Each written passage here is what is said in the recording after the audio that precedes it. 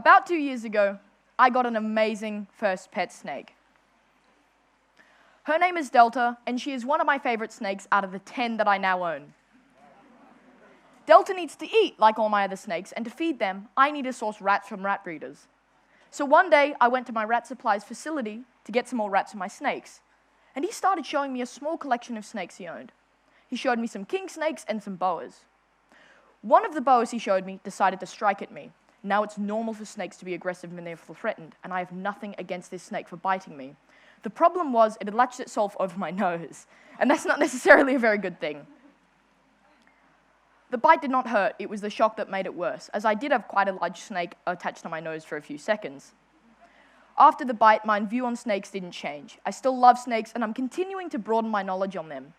But for the first time, I realized just why it is that some people have a true fear of snakes.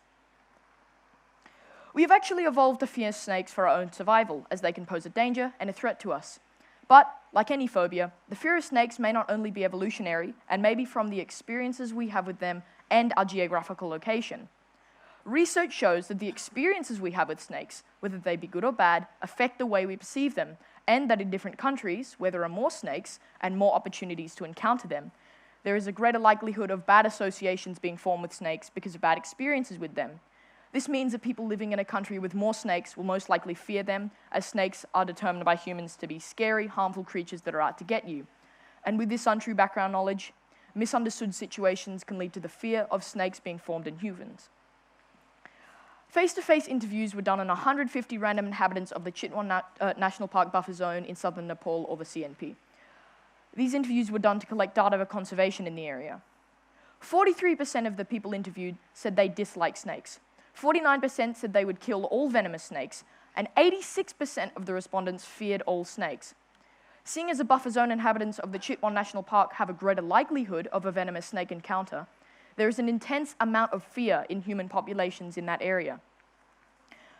Ever since I was 3 years old, I've had large carpet pythons put around my neck, and other reptiles given to me to learn about. I'm fortunate to be at a school that supports my obsession. The teachers even helped to create a Jalan Jalan, where we went looking around campus for snakes and reptiles. Although they probably only did this because they knew that I would go looking for them anyway. Now I have 10 snakes and other reptiles, so I had a lot of motivation to think of a quest project that incorporates snakes into it. Many local farmers here in Bali have snake encounters fairly often, theoretically making them victims of snake bites. But, as important as it is for them to learn about snakes, and why not to kill them, the youth of this generation need to know about snakes so that the future generations can be taught by them. So I made a trip to the Bali Reptile Park to ask about the possibility of volunteering as a part of a school assignment. I was so surprised when they very happily accepted my invitation to volunteer there. It made me feel very welcomed. On the Saturday of the next week, I went back to start my volunteering by gathering background knowledge and information as a material for me to teach. While I was there, I helped care for amazing species of reptile that still fascinate me. Some of my favorite reptiles there are the turtles in the genus Batagor, because they actually have an albino, which is an incredibly rare mutation in that species, and may even be the first in Indonesia or the world. One day, one of my friends who works there gave me a short lesson on handling aggressive rat snakes. I used a hook to support the body weight of a thin, agile snake, and my hand to manipulate the body movements of the snake to make sure it didn't bite me, and don't worry, it didn't. I volunteered there every Saturday for 4 weeks and learned many important things I knew I could incorporate into my teaching plan. Although I was still not sure what was happening in terms of my teaching, I knew that it would be smart to do something with distance learning due to the current situations of COVID. I reached out to Ibu Emma, who works with KKC students, and we were able to organize a time for me to join in one of their calls and be a guest speaker. The first time I joined in with them, I asked who in the call was afraid of reptiles and who liked them. Hardly anybody really liked reptiles. Throughout the call, I really just wanted to introduce snakes to them as a non-scary creature and not go too deep into detail. But I got such a warm response from them that I started talking on and even got some of my own reptiles out to share with them. I think from the responses I got from the KKC students, I really succeeded in helping people learn more about snakes. They were really excited to learn about something new and really seemed to take in a lot of the information I shared with them. I ended up doing 2 lessons with the KKC kids, and in the second one, we spoke a lot more about snakes, their different abilities to kill or overpower their prey with their venom.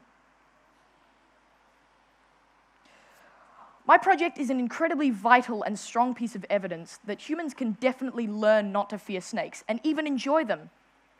During the time I spent volunteering at the reptile park, I learned more about the care side of reptiles, such as the feeding habits of some snakes and lizards, like monitor lizards and pythons. And from my experiences with the KKC students, I learned that almost anyone can say something as simple as, "Snakes are colorful and nice, but I'm still a little bit scared of them." And I find it incredibly interesting that I'm actually the first person to do a quest project around snakes and reptiles. The reason I find this so hard to believe is because snakes are such important creatures, and to some people, really scary animals. So why haven't others going through quests done something with snakes? The sustainability of snakes is incredibly important, and by teaching people more about snakes and why not to kill them, I'm protecting the lives of the diverse array of snake species in Bali and the world. To me, the hardest part of my quest project was actually shifting the mentality of the people I talked to about snakes. Some of these people wouldn't even be able to look at a snake without becoming fairly uncomfortable, which is why I think it's so important for us, especially those people, to learn more about snakes. I also learned to shift my perspectives on how people historically reacted to snakes, and know that it is in fact a natural instinct, but can also in many ways be taught. And if people can be taught to fear snakes and reptiles, I know that they can be taught to love them as well. This project has... Thank you. This project has helped me to understand people's opinions on snakes, whether they be scared or not, through my point of view, instead of reading it through someone else's findings. With conservation work becoming more of an essential act in the world of animal lovers, the more of an impact is being made against the illegal and legal skin trade, illegal farming, and exploitation of reptiles and animals as a whole. These animals are important, stunning, unique, and interesting creatures that deserve to live just as much as we do. Now, for those of you who feel like you want to do something about the conservation of snakes, you can go and donate to the King Cobra Conservancy, which is an organization that uses radio trackers to document the wild habits of king cobras in their natural habitat, so we can learn more about the amazing animals they are and aid in their conservation.